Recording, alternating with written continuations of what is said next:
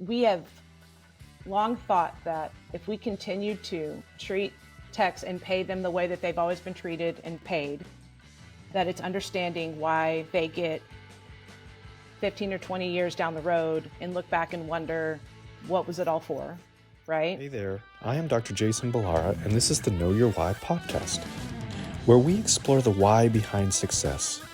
Every week, I meet with real estate investors, veterinary entrepreneurs, mindset coaches, authors, and fitness professionals to uncover their why and how it drives them on the winding road to success. What is your why? Hi everyone, I'm Jason Ballara, and this is the Know Your Why podcast. Today I'm here with Jennifer Evans, the veterinary optimist. So this will be a little different than a lot of the podcast guests that we have, which I'm actually super excited about. This is a topic that is very, very interesting to me, and I'm hoping you'll convince me to be more optimistic about the future of veterinary medicine. So Jennifer, thank you for coming on the show today. I really appreciate you taking the time to be here. I'm excited to have this conversation, Jason. I am curious right off the bat, when you ask, or when you have this thought of being more optimistic in vet med, do you feel like you're not optimistic right now? Yeah, correct. I have said this on the show before, I said this on my social media, that I have young kids and I don't want them going into veterinary medicine. So there's like a million reasons behind that. We can get into it, but I think I love what I do, but I see a lot of struggle in the field, and so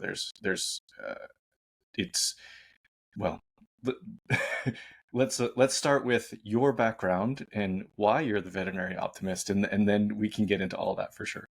Right. So that's kind of why I'm in it. So I started in veterinary medicine when I was 15 years old. There was a job opportunity for juniors, I think, or maybe sophomores. And if you had a job in the medical field, you got out of school early. I was like, oh, I can totally do this. So that was the excitement of it. I go out, I look, and I find out that then that also meant that I could work with animals. So I started at 15. I knew immediately that I felt very fulfilled working with animals. I could tell right off the bat.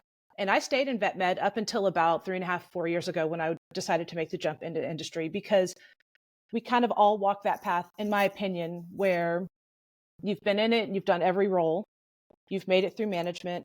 You kind of hit this ceiling effect and you don't know where to go. And then you mix that with like the day-to-day job inside of a practice. It's not that easy.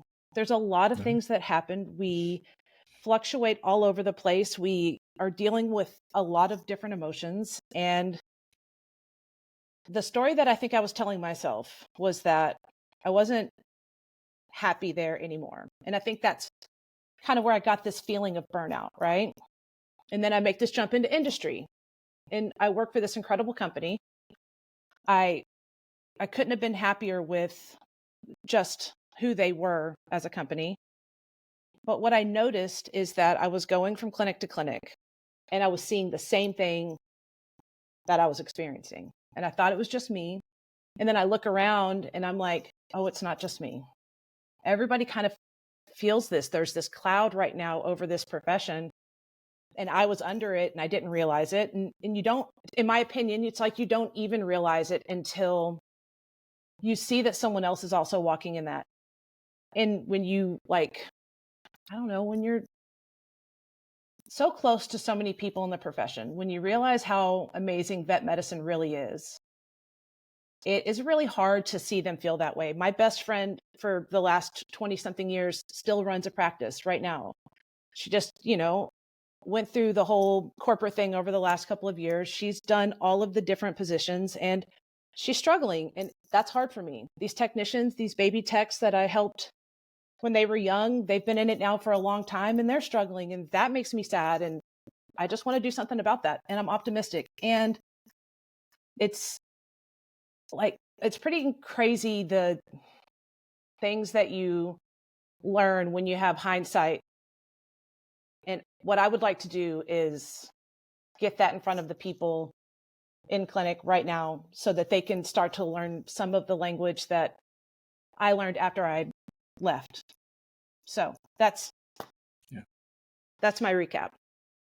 Yeah. And I mean, a couple of things you said there that I think are so true, and part of why I say that I don't really want my kids in vet med, and for you to I mean, a lot of people that know me know this, but my wife's a tech, so it's not like there's a not a lot of potential influence within the family. And so you mentioned, you kind of, you left because you were burnt out, and but you're, still come with coming back into clinics, seeing your colleagues, and that's the things that I'm the same. I know I am also optimistic. My hope is that someday I won't feel this way, that someday I will want my kids to go down that road. And so, but I think there has to be a lot of change from I mean, no one's going to come rescue the veterinary industry from the outside, so it's got to come from within, and it's got to come from conversations like this. But yeah, I think that it's, it is hard to see friends and colleagues and people that you grew up with. And we have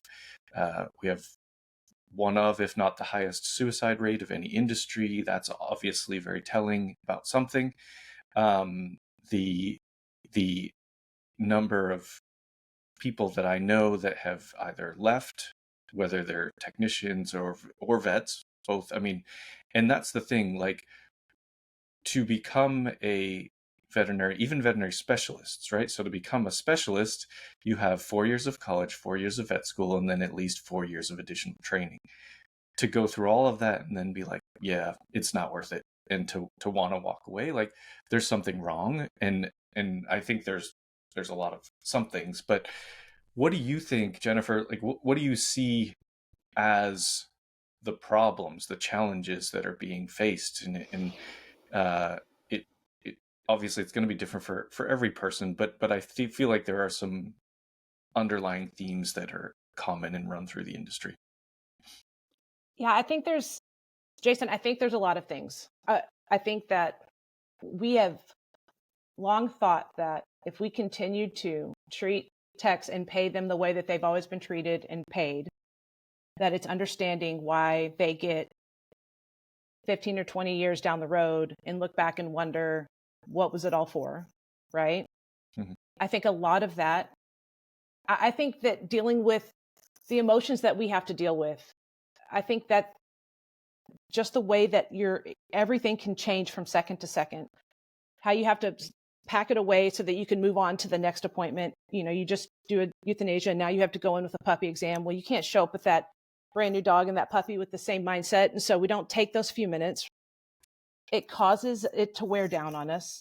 We hadn't been having conversations about it. We just thought that we had to keep moving forward. And I think that there's a lot of negative words being used in our profession. And I think that the words that we use create the world that surrounds us. And I think that's adding to the problem too. I believe that a lot of these things can be changed. I think that part of what I learned when I left clinic was that, like, my own personal journey of healing what I thought was burnout was more that I didn't really understand myself as a leader. I didn't really understand myself as a human on how to, like, communicate in the best way possible. I think there's a lot of that lacking in every single profession.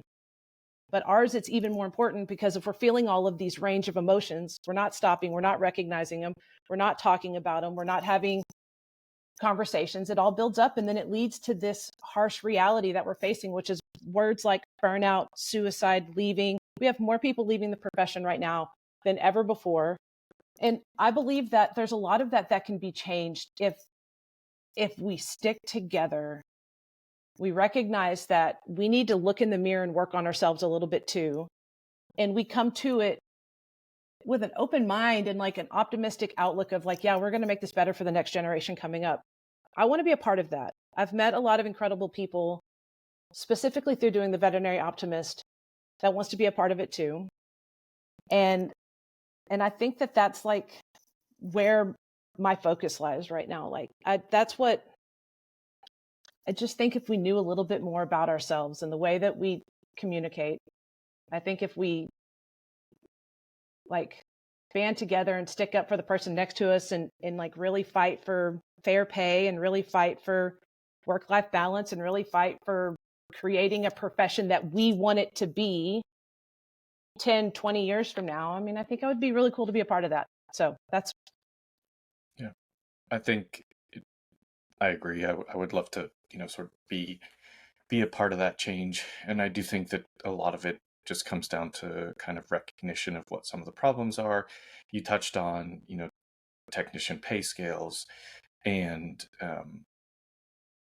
it's a physical job. You're lifting up big dogs, wrestling with angry cats. I mean, that's just on the small animal side, right? So there's a lot of physicality that goes along with being veterinarian, and I don't know other industries well. Like, this may be true in other industries to some degree. I'm sure, a lot of people feel like there are struggles within their chosen profession. But this is what we know, and this is what we see. And so it's the solutions, I think, are there, but on many levels. And I think, like I said before, no one's going to come, from the outside world and say, okay, I need to come in here and help veterinarians and help veterinary technicians kind of feel better about their workplace. Because, when I have these conversations with people outside of the industry, it's completely shocking to them. They're like, they just look like, when I say that veterinarians have a high suicide rate, like, wide-eyed, like they don't understand how could that possibly be. And you mentioned some of it, and it is essentially, you're asked to wear many, many different hats. I'm lucky as a specialist. I don't actually have to wear as many hats as like a general practitioner. I do surgery, and I make it very clear to people that I don't know much outside of doing surgery. I don't ask me about your vaccines. But I think that's to me one of the problems, one of the big problems in the industry, is that people, the public, expect vets to do everything, but vets expect vets to do everything. And that's wrong. Like, that's just a wrong, I've mentioned this before, but it's ridiculous that every vet is expected to know how to do a spay. Because I'm a surgeon, that's all I do. There are many, many surgeries that I do that are harder than doing a spay, and I can charge more for them, be sort of appropriately compensated for time, things like that. And vets are expected to do spays virtually for free. They're losing money doing spays for the amount that they are. So it's kind of, there are just some silly things there that, when you say them out loud, it's like, well, that doesn't make any sense. But the reality is, if people were to think about, things like that, there could be some significant changes that I think would take a lot of the pressure off of people. Like, you don't have to be, as a general practitioner, you don't have to be a surgeon and a cardiologist and an internist, and like, you can be good at what you're good at. And there are specialists, and there are ways to, sort of distribute the load. Same thing, with technicians. Let the technicians train them well, and empower them to do what they're good at, because that will make your life better. But I see a lot of vets that are like sort of helicoptering over everything, and you have to recognize people's strengths and your own strengths and play to those, I think is one. And again, the list goes on of things that could be fixed. So, but Jason, right. So this goes back to what I was just talking about when I said the statement, the way that techs have been paid or treated in general, I believe that whether you are a doctor, a technician, front desk, vet assistant, whatever your role is, right? I truly believe that all that we want that could truly help with culture and everything else is to be seen, heard, and valued. Mhm. In my opinion, if I come up, and this goes back to just how we've always expected certain roles to do certain things. You're an associate doctor, you're going to do all of these things for me. You sit in this technician role, you're going to do all of these things. The leadership wants everybody to pour their heart and soul into the clinic to make it more fruitful for the owner. And there's this thought of, well, it's always been done this way and this is how it's going to stay. And I just don't believe in that. Like, if we're listening to them, if we're making them feel valued, we're going to hear things like, I don't really like being in surgery. I like being a doctor that does internal medicine, or I don't really like seeing all of those appointments. I'd rather be in surgery the entire time. A vet assistant that says, hey, I don't know that I'm going to stay in vet medicine a long time, but I'm really interested in social media and things like that. And I noticed that we don't have social media. Adding to their life and value them in that kind of way, or listening to what they would prefer to do in the clinic, whether it's, well, there are some people that love processes. There are some people that love putting process together. If we're listening to them and we're hearing them, we could benefit off of that. And it's the same thing for doctors that don't want to be in surgery. If we just really allow everybody to be a part of the team, if we allow everybody to be heard and really care about them and really just try and do what's best for the team, they're going to take care of the clients. They're going to take care of the clinic. They're going to take care of everything else. And I think that what you're talking about right there sits in that same space. Yeah, no, I agree. I mean, there's just simple things. I mean, I know that it's simple to say it. It's Right. maybe less simple to execute it. However, if you don't try, it's not gonna, nothing's gonna improve. So I one of my big pet peeves, and this goes for anything, like I really hate the concept of we do this because that's the way we've always done it. And Can't there stand it. is so much of so much of that in veterinary medicine. It's like this is how we do it. And I mean, I've been guilty of it. There was when we had when COVID happened and the number of pets in the U.S. doubled, and now all the veterinary clinics are inundated, just completely overwhelmed by the number of appointments, emergencies, whatever it is, and at the same time trying to deal with their own health, safety, and restrictions. That was a big shift in the world for everybody. And at the time, I remember emergency rooms started closing, and I was like this is the old school vet in me was like, you can't close an emergency room. Where does the emergency go? Like, and it was. I mean, I had conversations with friends of mine that the old guys, like, we can't, like, the ER can't close. That's not a thing. Like, where are people going to go? And it's like there's 2 points to that. One, I had to shift my thinking about it. It's like they're closing because they don't have the staffing to actually treat the animals appropriately, and they are drowning themselves, right? The people in those ERs. And so it was there's a couple things that come to mind there. One is you have the just the human side of it, right? Like that these are people, they're also dealing with the COVID and scared for their health and all of this. And so you just have to make allowances for that. The second side of that is simple supply and demand economics. Should have raised prices. And some clinics did, but like if you're going to have that basic business need of increased demand like that, you've got to raise prices so that you can compensate people, as you mentioned, like value them the appropriate way for them to be working in those conditions. Like that's just how it works. And so but we as a veterinary industry are like, oh, we want to help animals. If we raise the prices, we can't help animals. And it's like, I have this saying that when I was training residents, that they'd get frustrated because they'd write up a 5-page discharge on this post-op dog, and clients would, come back in for a recheck, and they're like, "Oh yeah, we don't restrict him at all. We don't, basically, sort of completely disregarding all of those post-op instructions. And my residents would get really upset, and they'd be like, this dog's going to get hurt, this, like all of this stuff, like he's not going to recover right, everything. And I completely get that, but guess what? You cannot care more than they do. So if the pet owner doesn't care enough to follow your instructions, that's on them. That's on them. You do the very best that you can when the pet's in your care. You make sure to explain everything as it is, but that's on them once they go home.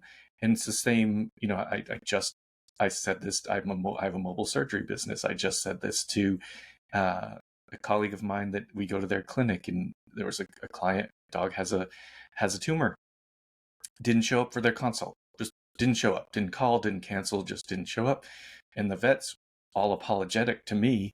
And I'm like, it's not your fault. You're not, you didn't do anything wrong. You told them what needed to be done, but we can't care more than they do. So it's on them. Like and it's just, I think, and to me, that caring more than they do is one of those things that leads to the burnout, if you, whatever you want to call it, but like compassion fatigue. Like the people that are treating your pets should not care more about your pet than you do, but it happens all the time. So Jason, this is where I talked about one of the biggest things in our profession, in my opinion, that we struggle with is like knowing ourselves a little bit better, knowing our communication a little bit better. The more I learned about that for myself, the more I started to realize that when somebody would say something that I didn't know affected me, for example, I'll give you an example. Let me think for a second. This is a perfect one. I told this on my podcast at one point. I was standing in the treatment room. My boss / doctor / owner was in there. Great dude. He was a great dude. But we were close. We worked together all the time. You work day in, day out. You get so close to your team. They're like family at this point. And guess what? Yeah. We knew how to push each other's buttons. And guess what? We knew how to. That's what happens when you're in that kind of situation. Yeah. And if you're not aware of it, then things happen like where he got worked up. He raised his voice in front of me in the clinic, in front of everybody. I got mad, stormed out, slammed the door. Nothing about that was a healthy communication style, right? If I would have known a little bit better that him, saying that I didn't hit this goal made me bristle, I shut down. He got upset. He raised his voice. He didn't know how to control it at that point. I stormed out. Instead, none of that should have happened. It would have been so much different if I would have had the language that I knew now, where it was like, oh yeah, you kind of felt offended by him saying that you didn't do your job right, and that caused you to get upset.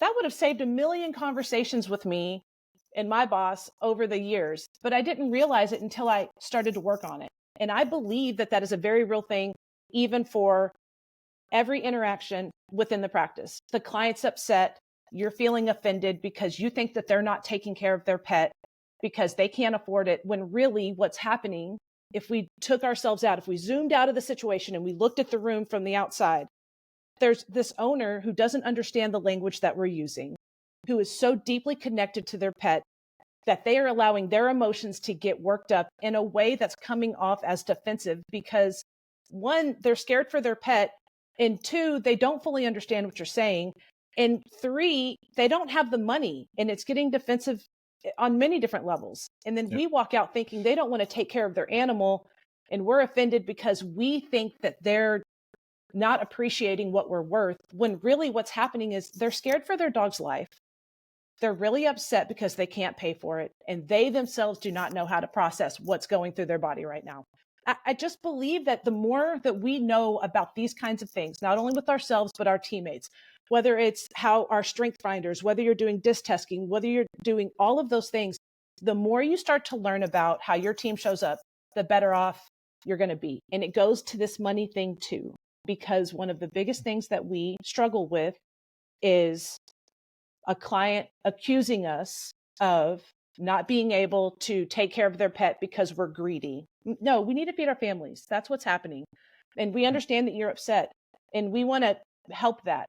And we're not going to get to it with you shutting down and me getting upset. And so let's continue this conversation. Let's figure out a way to help your animal. And you know what? Now we need to have a conversation about pet insurance, because once we start taking a little bit of a deep breath, checking in with ourselves and setting clear boundaries of how clients and other teammates and leadership is going to treat us, then we can start to have the more reasonable conversations that are actually going to push forward this inflation issue that everybody's facing. I don't want to be a technician that's going in a room giving a $2,500, $3,500 estimate to a client that doesn't have any money. That's really hard. And we're not going to get past that. We know that people want to pay for their pets. We're going to do all of those things. We're going to do the right thing by offering gold standard, but that's coming with a big cost. And I can understand how, when you're in that position as a client, that's a hard place. If I didn't get my discount at a vet hospital and this animal that I love very much got hurt, do you think that I'm going to be able to go in at that point with the wages that I make as a technician, if I wasn't at that specific clinic, and say, yes, do this $5,000 surgery on my pet? No. And then, so I understand why we're hesitant to go in and have these conversations. I get it, but we're not going to get to that point until we can better handle these combos. And then we can start to really push the one of pet insurance, because it's not going to get any better. Prices aren't magically going to go down. They're not, that's just not going to happen. We're feeling it in our home lives too. Everybody's going to the grocery store as a technician and watching that tick up. Everybody's going as a front desk and watching it tick up. It is expensive to live. It is hard. And the more that we are doing this and having these conversations with our teams to build them up, they're the people that surround you every single day. Come together and let's make this better, because life is not easy. And there's no better profession, in my opinion, to grow through than veterinary medicine. And some of these things can be fixed, but we have to get through the big hurdles first. Yeah.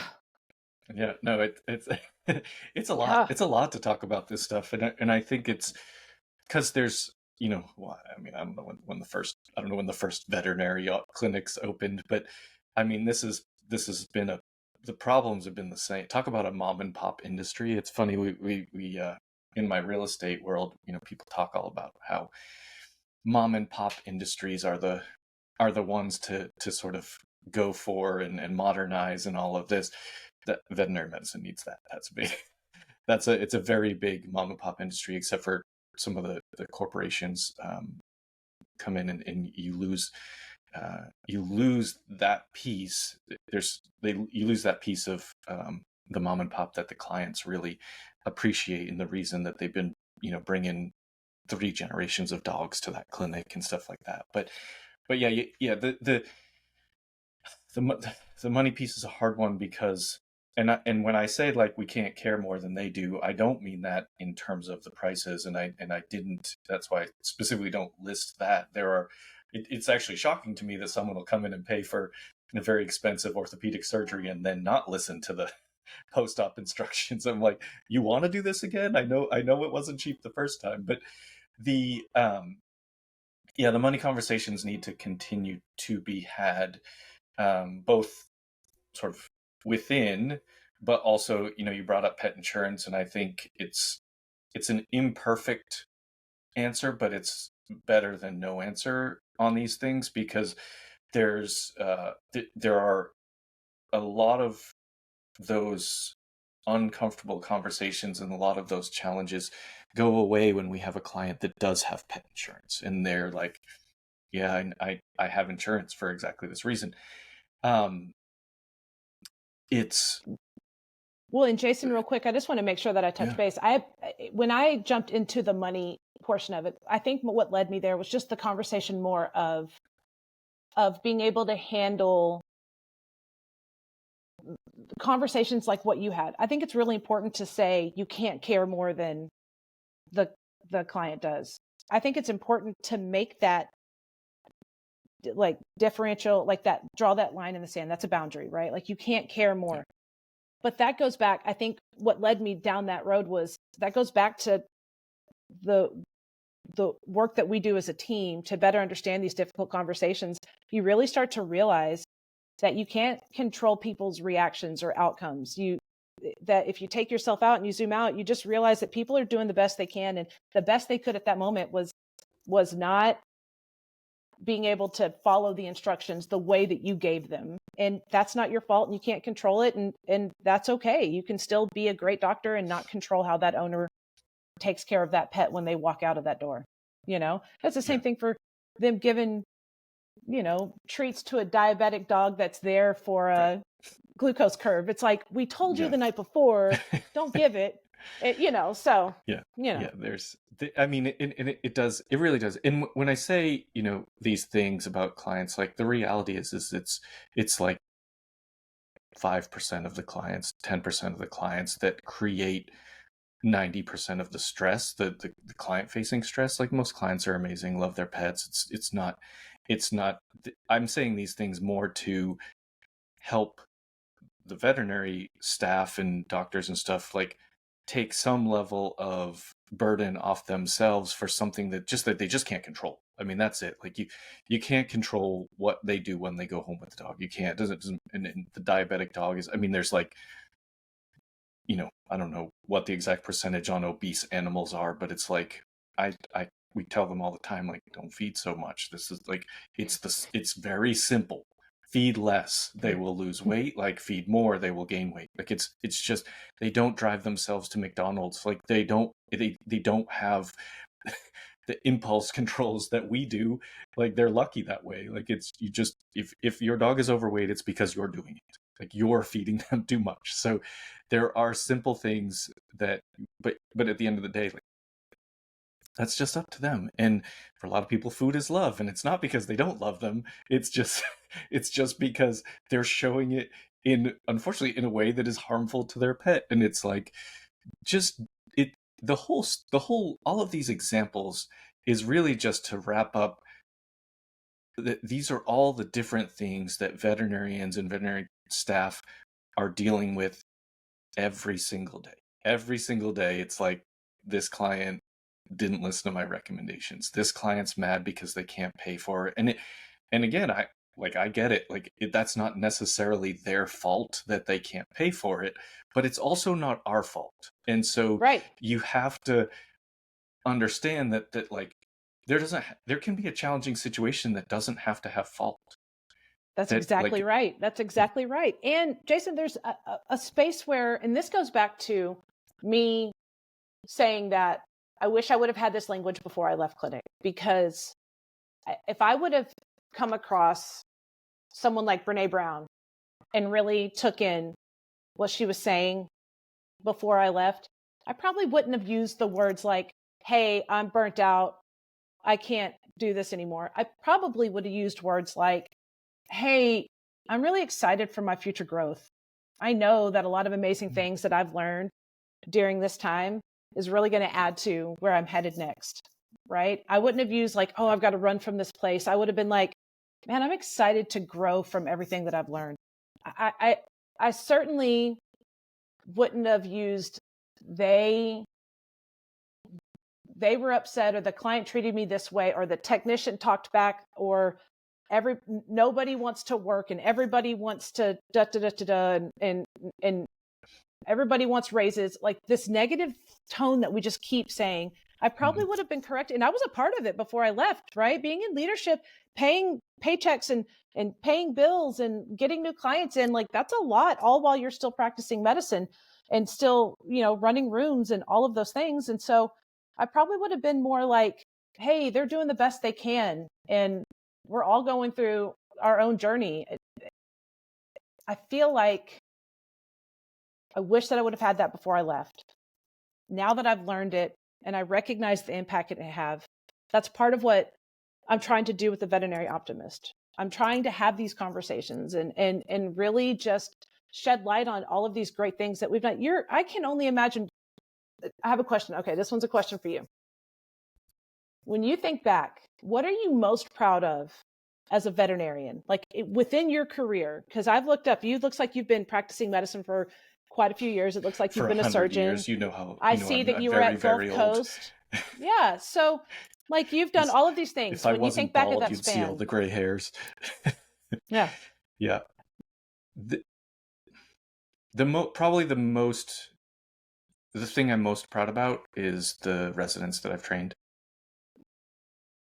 Like Great. that's realistically that's the thing. Like, well, and I mean this again. This goes back to this whole conversation. As a part of this whole conversation is kind of the where people get stuck in their they stop growing. I had probably reached a point in my like as a surgeon where there wasn't. I mean, there's always more to learn, but like not the type of learning that you're doing, the growth that you're having on a regular basis, like when you're a resident, you're early in your career, that kind of thing. I had reached a point where it was like it very much became a job, which is not what it felt like to me for the first decade. Like for a long, long time. It didn't feel like just a job. And it kind of got to that point. And what I really got joy out of though was seeing a new resident come in who couldn't use a drill when they started their residency at all.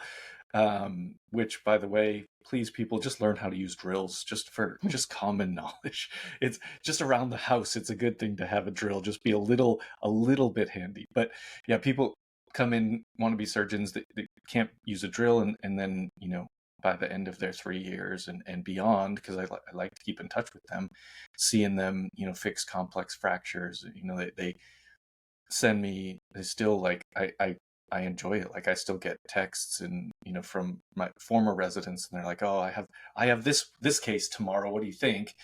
And then they'll send me their post-op rads, and I'm like, it's real cool to see that. I'm still proud of that, to see that, like, not that I did it, but that I like But you helped kind of that did do person it. get to the point of like being able to do that. And that's really I would say in terms of the field, I feel like that's been my best contribution. And it's an interesting thing. Like we have, I mean, you and I, you probably don't, you and I haven't really talked about our fund. We have a fund right now that's veterinary centric, and my whole idea behind it, and the reason I bring it up now is it relates to your question. My whole idea behind it is that if we aren't in veterinary medicine, we are so focused on helping pets, right? And I have done surgery on thousands. I've helped a lot of pets. But the way I can actually make a bigger impact is by helping more vets. Because, like, using the resident example, like every resident that I train, they can help 1,000 pets, thousands of pets, right? And so, like, every person that we can make them steal this from you, make them more optimistic about the future of the profession, make them understand that the good is really good, and that we just have to get a handle on some of those, like those negative challenges, because they're pretty negative. I mean, best case scenario, when and they're someone's hard. struggling, yeah, I mean, the best case scenario is someone leaves the profession. Worst case scenario is suicide, and unfortunately people do that. And so I want that statistic to go away. I want veterinary medicine to no longer be mentioned as one of the highest suicide rates. I want there not to be a need for not one more vet. I'm glad that they're there, but I don't know. Is there not one more dentist? Is there not one more lawyer? Like, are there other industries that need that? I don't know that. I might be way off base, but I think that it's, for me, the optimism would come from changing those statistics. That the more vets that we help exponentially more pets, and that's kind of to me, that's my focus now, is actually helping the vets more so. I do surgery, I help pets, like that's fine, but I want to help veterinarians and the support staff. Okay, so I got a question after this, but I'll tell you on the tail end of that story. I'm a huge fan of Ed Milet. I don't know if you know who he is, but he has his own podcast. I just really think he's a great dude with the things that he says. And he, in one of his speeches talks about you are best served, or you are best prepared to serve the person you used to be. So for me, I take that to heart because I believe that what I've learned is going to serve the person that I used to be, which are the people in these clinics who really do care and really do love their job, but they don't really understand why it's becoming so difficult. For me, that is a big deal. And you're doing it by the residents, by showing them that these are the hiccups that you've had. Here's how you can learn from what I've gone through. Here's how you can be excited for this profession again. And you're affecting a lot of people with that. That's a huge deal. It kind of sounds to me like by the end of this, you are going to be a little bit more optimistic, which I'm crossing my fingers for. But two, the question I now have is that your why? Is that your why when it comes to know your why? It's become, yeah. And I, the reality is I am an optimistic person. So which is like actually why it hurts more that I have so much like, I don't know, resistance to my kids being involved in veterinary medicine because I am pretty optimistic in general. I'm definitely, my wife says I'm the dreamer, and I think you have to be to do kind of things like to change the world, if you will. Mm-hmm. I think you have to have some optimism, and so yes, helping the veterinary profession has become part of my why, probably before I recognized it, but it's definitely something that is important to me. So I think it comes from conversations like this. That's the start, awareness and communication about the actual issues that exist, and then but at the end of the day, like, we've got to actually implement change, and I can do that in my practice, my mobile surgery practice. I can do that, and I do, but everybody has to do it in their own. Practice Right. owners, practice owners need to do it in their practices, change the culture, kind of build from within. It might mean you have to scale it back down a little bit, see a few less appointments. It might mean that you have to raise prices, even though your clients might not like it at first. I don't know. It's going to be individual for every clinic, but it may mean different things to everybody to create a place that what I want in my business is I want people to want to work for me. I want people to never leave for any other reason than they're moving, they're having, family situation change, something like that. Right. I don't want them to leave because they're like, oh, this sucks, I'm out of here. No, And you want that's, them to grow to something more, like whether it's yeah, with you or wherever they're going, you want to just yeah, provide value to their life and have them like grow to be something, just something even more beautiful than the original version that showed up, and for you to be a part of that journey. And that to me is really amazing. I think that if I were to, when I talk, I'll even use my own personal example. When I talk to my best friend about making change inside of her practice, one of the things that I always say is just turn inward, start to really focus on the team. What does it look like to take care of you and take care of the team? Beyond that, things will start to fall in place. Like, what do they need? Do they need to have more conversations about,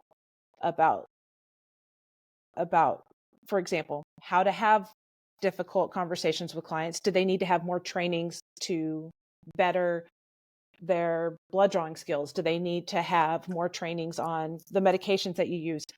What is your need inside of there? Turn inward, start to focus inward. What that is when you start building that up, everything else is going to start falling into place. And that's kind of what hopefully we're all doing right now, because there's a lot of different places coming at us in vet profession. It feels like there's a lot of greed coming in on the vet profession. I think it's one of the things that really causes us to bristle. And I think that if we just turn inward and we do not let those outside things that do not feel good to us affect us, and we continue to work on creating a space where people just really want to be, I think it's one of the best things that we could do for ourselves. yeah, No, I completely agree. Well, we're gonna run out of time here, which I kind of thought might happen, but we'll we can always continue this conversation on another episode. But I do want to ask you the questions that I ask every guest. First is, you've already asked me, but I'll ask you, what is your why? What's driving you at this point, Jennifer? You know what? My why is to show that it's possible for anybody to stand in their own power. I believe that we tell ourselves a lot of negative things, and my why is to be the ultimate hype woman, not only for the people in my family, but for the people in this profession. My purpose is a little different, but it sits in that same space. And my purpose is to be a servant leader who empowers and inspires those dedicated to vet med and animal welfare. And I think they're two different things, and I work towards them every single day of my life. Yeah, that's amazing. When people hear this and they want to reach out to you, what's the best way? You know what? Send an email to jennifer.evans@everroseconsulting.com. I think that hopping on LinkedIn is a great platform. Anybody that's in the profession should be on LinkedIn, because you're going to find a lot of incredible people trying to do a lot of incredible things. And I'm on Instagram and the Facebook. Feel free to find me on any of those. My podcast, The Veterinary Optimist, is on every major platform. I would love a listen, a like, and a follow. Yeah, I was about to say you're leaving one out. You mentioned your own podcast. No, this has been great, Jennifer. Thank you so much for coming on the show today. I do think there are more conversations in general to be had, but maybe some more between you and I, because I think a lot of common ideas, common goals for the profession. And again, I think you said it earlier best. You said we need to kind of band together, and I think it's going to take some time. It's going to take some persistence, and it's going to take some optimism. So thank you for being on the show today. You're very welcome. Folks listening, I know you're going to love this episode. Please like, rate, and review the show so we can get more great guests like Jennifer. And thank you all for listening. Hey there, I am Dr. Jason Ballara, and this is the Know Your Why podcast, where we explore the why behind success. Every week, I meet with real estate investors, veterinary entrepreneurs, mindset coaches, authors, and fitness professionals to uncover their why and how it drives them on the winding road to success. What is your why?